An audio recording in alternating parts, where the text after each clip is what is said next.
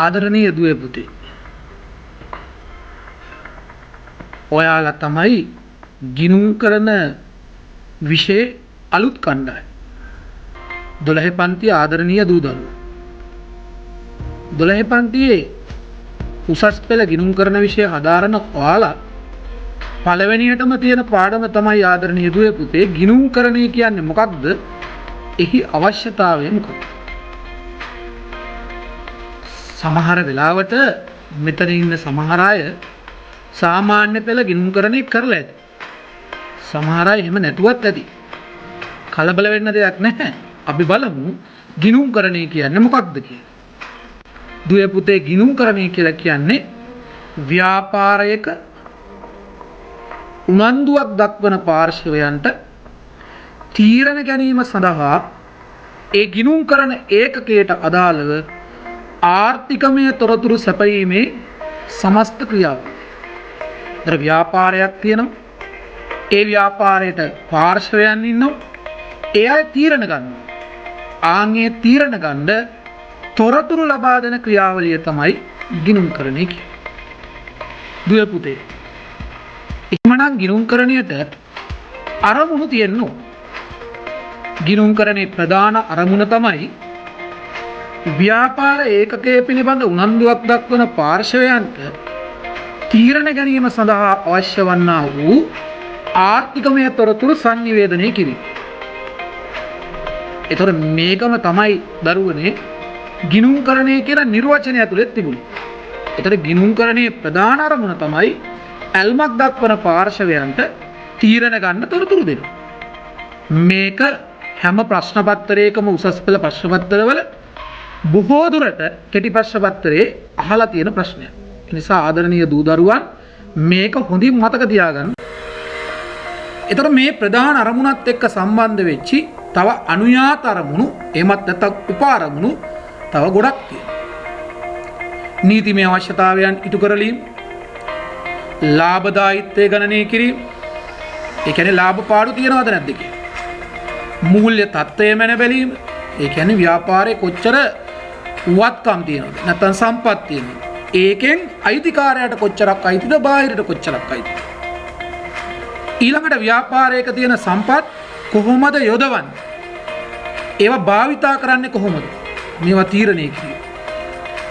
ඒ වගේම ව්‍යාපාරයක තියෙන සීමිත වූ සම්පත් ප්‍රමාණය කොහොමද අපි පාලනය කරන්නේ. මේ සියලු දේවල් ගිණුම් කරණේ අනුයාත අරමුණු. මේ අනුයාත අරමුණු හොඳින් ඉටු වුණොත් විතරයි ගිණුම් කරණය තුලින් ප්‍රධාන අරමුණ අපිට ඉටු කරගන්න පුළුවන් වෙන්නේ. ඊළඟට ගිණුම් කරන ක්‍රියාවලිය තුල නැත්නම් ගිණුම් කරණය කියන විෂය ඇතුලේ වැදගත්ම පදයක්, වැදගත්ම සංකල්පයක් තමයි තොරතුරු කියන්නේ. එතකොට මේ තොරතුරු කියලා කියන්නේ අපිට තීරණ ගන්න උදව් කරන දේ. සකස් කරලා තියෙන තීරණ ගන්න උදව් කරන දේ. තොරතුරු කොටස් දෙකකින් යුක්තයි, වර්ග දෙකයි, මූල්‍ය තොරතුරු සහ මූල්‍ය නොවන තොරතුරු. එතකොට වැදගත්ම ගිණුම් කරන තොරතුරු වර්ගයේ බවට පත් වෙන්නේ මූල්‍ය තොරතුරු. මූල්‍ය නොවන තොරතුරු ගිණුම් කරන්න අදාළ කරගන්නේ. මූල්‍ය තොරතුරක් කියලා කියන්නේ මුදල්මය අගයකින් ප්‍රකාශ කළ හැකි. ඒ කියන්නේ රුපියල්මය අගයකින් කියන්න පුළුවන්. එහෙමත් නැත්නම් මූල්‍යමය අගයකින් යුත් විචල්යන් මත ගොඩනැගිච්ච දේවල්. ඒ කියන්නේ රුපියල්මය අගයන් මත ගොඩනැගිච්ච දේවල්. ඒවට තමයි අපි කියන්නේ මූල්‍ය තොරතුරු කියලා.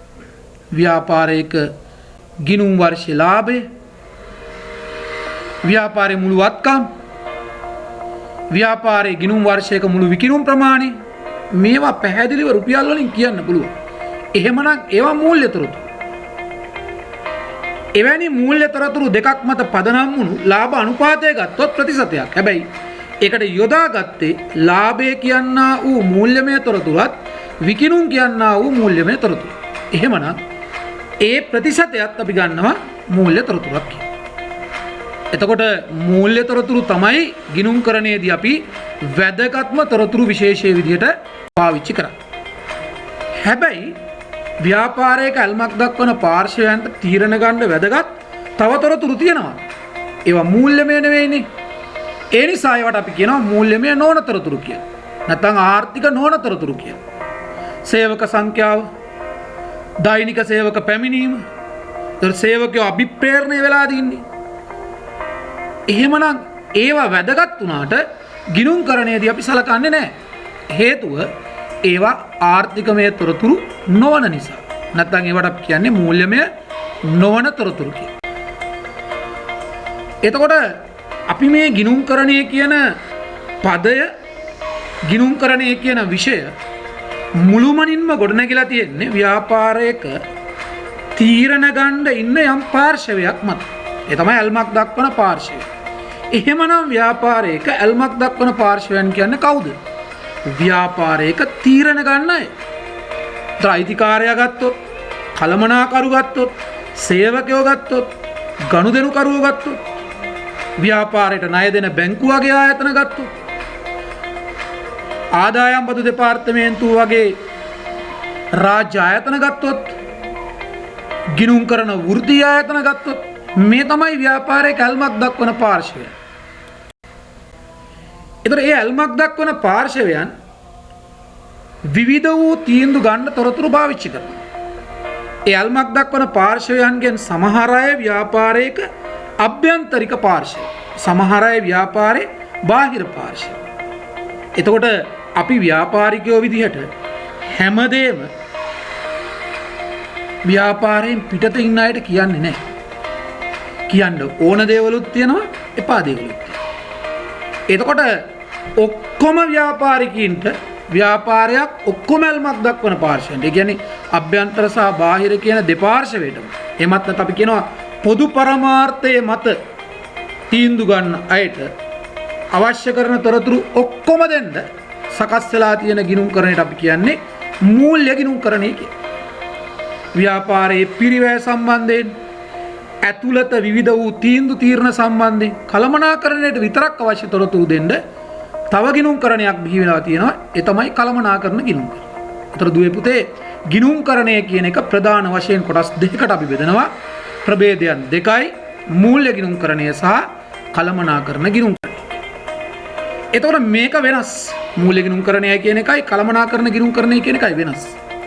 මම ගෝ උසස් පෙළ ප්‍රශ්න පත්‍රයේ මේ පළවෙනි පාඩමේ හැම වෙලාවකම ප්‍රශ්න සකස් වෙද්දී ගිණුම්කරණයේ අරමුණට වගේම මේ මූල්‍ය ගිණුම්කරණය සහ කළමනාකරණ ගිණුම්කරණය කියන එකට වැඩි බරක් දීලා තියෙනවා.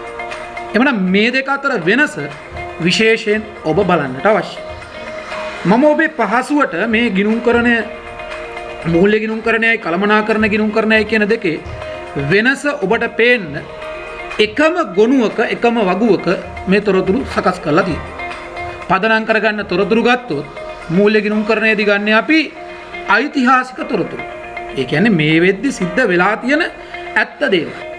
කළමනාකරණ ගිණුම්කරණයේදී අපි ගන්නවා එහෙම වෙච්ච දේවලුයි වෙන්න තියෙන දේවලුයි දෙකම. කාටද තොරතුරු ඉදිරිපත් කරන්නේ? සියලු පාර්ශවයන්ට තමයි මූල්‍ය ගිණුම්කරණයෙන් තොරතුරු දෙන්නේ. ඒ කියන්නේ අභ්‍යන්තර සහ බාහිර කියන දෙපාර්ශවයට. හැබැයි කළමනාකරණ ගිණුම්කරණයෙන් අපි තොරතුරු දෙන්නේ අභ්‍යන්තර පාර්ශවයට විතරයි. එතකොට ආවරණය වෙන කාල සීමාව ගත්තොත් කොච්චර කාලයකටද අපි මේවා හදන්නේ? මූල්‍ය ගිණුම්කරණය නිශ්චිත ගිණුම් කාලච්ඡේදයකට. වර්ෂයක් වෙන්න පුළුවන්, අර්ධ වර්ෂයක් වෙන්න පුළුවන්, මාසයක් වෙන්න පුළුවන්. හැබැයි කළමනාකරණ ගිණුම්කරණය කොයි වෙලාවෙද ඕන කියන්නේ කළමනාකාරීත්වය අන්න හදලා දෙන්න ඕනේ. එතකොට නිශ්චිත වූ කාල සීමාවක් නැහැ. අවශ්‍ය ඕනෑම වෙලාවක තොරතුරු ඉදිරිපත් කරන්න සූදානමින් ඉන්න ඕනේ. සංකල්ප මූලධර්ම කියලා જાතියක් තියෙනවා. ඒ කියන්නේ මේ ගිණුම්කරණය කියන විෂයේ සමහර දේවල් ගොඩනැගිලා තියෙන්නේ සංකල්ප සහ මූලධර්ම. හැබැයි මේවා පාවිච්චි කරන්නේ මූල්‍ය ගිණුම්කරණයේදී විතරයි. කළමනාකරණ ගිණුම්කරණයේදී ඒවා පාවිච්චි කරන්නේ නැහැ. එතකොට ගිණුම්කරණය කියන එක නෛතික අවශ්‍යතාවයක්ද? ඔව්. හැබැයි මූල්‍ය ගිණුම්කරණයේ විතරයි නෛතික අවශ්‍යතාවයක් වෙන්නේ. කළමනාකරණ ගිණුම්කරණය කියන එක නෛතික අවශ්‍යතාවයක් නෙවෙයි. මේ ගිණුම්කරණය සමස්ත ආයතනයේම ක්‍රියාත්මක වෙනවද? ඒකට අපි කියනවා ව්‍යුහය කොයි වගේද ගිණුම්කරණ විෂය. මේ ව්‍යුහය මූල්‍ය ගිණුම්කරණයට ගත්තොත් මුළු ආයතනයේම සම්බන්ධයෙන් එකට තමයි මූල්‍ය ගිණුම්කරණය ක්‍රියාත්මක කරන්නේ.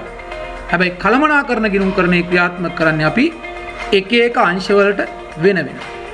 දුවේ පුතේ මේක හොඳට බලන්න. ටිකක් ඉඳලා බලන්න. මේ වෙනස හඳුනා ගැනීමම ඔබට ප්‍රශ්න පත්‍රයේ ලකුණු කීපයක් ගන්න අවස්ථාව තියෙනවා. මේක පළවෙනි පාඩමේ තියෙන කොටසක්. අවුරුදු 2කින් තමයි ඔබ ප්‍රශ්න පත්‍රයට පිළිතුරු සපයන්නේ. එhmenak නැවත නැවත බලන්න, නැවත නැවත යාවත් කාලීන වෙන්න. මොකද ඔබට මේ තොරතුරු ටික ඉතා වැදගත්. ඊළඟට මේ පළවෙනි පාඩම ඇතුලේ ගිණුම්කරණය කියන්නේ මොකක්ද? ගිණුම්කරණයේ ප්‍රභේදයන් මොනවද? ඇල්මක් දක්වන පාර්ශවයන් කවුද? මේ දේවල් ඉගෙන ගන්නවත් එක්කම අපිට ඊටාම වැදගත් වෙනවා මේ ගිණුම්කරණය කියනා වූ ක්‍රමවේදයේ ක්‍රියාත්මක වෙන්නේ කොහෙද? ඒකට අපි කියනවා ගිණුම්කරන පරිසරය කියලා. එතකොට අපි දන්නවා අපේ පරිසරය කියන්නේ අප සහ අපාවට වටපිටාව. එhmenan ගිණුම්කරණය කියන ක්‍රියාවලිය සිද්ධ වෙන පරිසරයට අපි කියනවා ගිණුම්කරන පරිසරය කියලා. ඒකේ ඉන්නවා ආර්ථික හා දේශපාලන පරිසරය කියලා එකක් තියෙනවා. ශිල්පීය හා වෘත්තීය පරිසරය කියලා තියෙනවා. නෛතික පරිසරය කියලා තියෙනවා. සමාජ හා සංස්කෘතික පරිසරය කියලා තියෙනවා. තාක්ෂණික පරිසරය කියලා. මේ එකින් එක දරුවනේ ඔබ වෙන වෙනම අධ්‍යයනය කරන්නට අවශ්‍යයි. ඒතර ආර්ථික හා දේශපාලන පරිසරය කියන්නේ මොකක්ද? රටක ආර්ථිකය සහ දේශපාලනයේ අතර තියෙනා වූ බැඳීම් තුල රට වෙනුවෙන් ක්‍රියාත්මක වෙන විවිධ ප්‍රතිපත්ති. බදු ප්‍රතිපත්ති, විනිමය අනුපාතය, මිල මට්ටම. මිල මට්ටම කියන්නේ මොකද්ද? උද්දමනය. බඩු මිල කොහොමද වැඩි වෙන්නේ? පොලි අනුපාතය, වැටුප් මට්ටම, වෙළඳපොළ තත්ත්වය, ජාතික ආදායම, ජීවන මට්ටම. මේ දේවල් දරුවනේ ගිණුම්කරන විෂයට වඩා වැඩිපුර අපි ව්‍යාපාර අධ්‍යයනයේ විෂයේදී හඳුනා ගන්න. එසා මේ පිළිබඳ වැඩිපුර තොරතුරු හොයන්න. මේ කරන්නේ පුංචි මඟ පෙන්වීම. ශිල්පීය හා වෘත්තීය පරිසරය. ශිල්පයක් තියෙන්න ඕනේ යමක් කරන්න. වෘත්තීය බවක් තියෙන්න ඕනේ යම් ශේෂ්ත්‍රයක වැඩ කරන්න. එහෙමනම් ඒ දෙක එකට එකතු වෙච්චාම අපි කියනවා ශිල්පීය හා වෘත්තීය පරිසරය. ගිණුම්කරණය කියන ක්‍රියාවලිය සිද්ධ වෙන්නේ ප්‍රමිතියකට. ඒකට විවිධ ශිල්පීය ක්‍රම තියෙනවා.